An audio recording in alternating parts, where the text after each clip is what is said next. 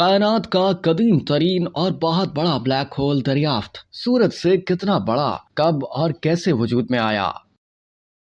साइंसदानों ने अब तक का कदीम तरीन ब्लैक होल दरियाफ्त कर लिया। इस ब्लैक होल को अमरीकी खलाई इदारे नासा की मुख्तलिफ टेलीस्कोप्स इस्तेमाल करके दरियाफ्त किया गया। साइंसदानों का तखमीना है कि यह ब्लैक होल बिग बैंग के 47 करोड़ साल बाद वजूद में आया था। इस ब्लैक होल को UHZ-1 नामी कहकशां में दरियाफ्त किया गया। नासा की जानिब से जारी बयान में बताया गया है कि कायनात की इब्तदा में तश्कील पाने वाले ब्लैक होल का मुशाहिदा पहले कभी नहीं किया गया था, जिसकी उम्र 13 अरब 20 करोड़ साल हो सकती है। इस ब्लैक होल को जेम्स वेब और चंद्रा ऑब्जर्वेटरी टेलीस्कोप्स को इस्तेमाल करके दरियाफ्त किया गया। इस तहकीक के नताइज जनरल एस्ट्रोनॉमी में शाया हुए।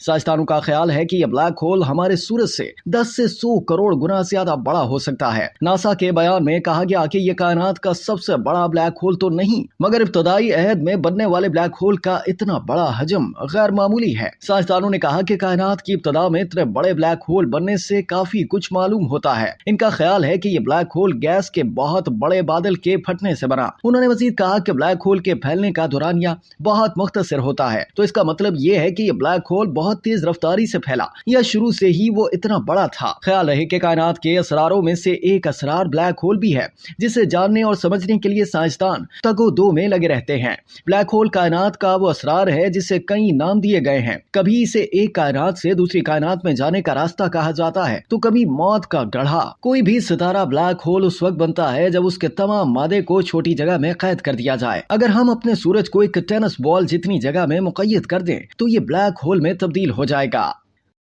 अब तक के लिए इतना ही। मज़ीद जानने के लिए सब्सक्राइब कीजिए डेली जंग यूट्यूब चैनल और लाइक कीजिए डेली जंग फेसबुक पेज।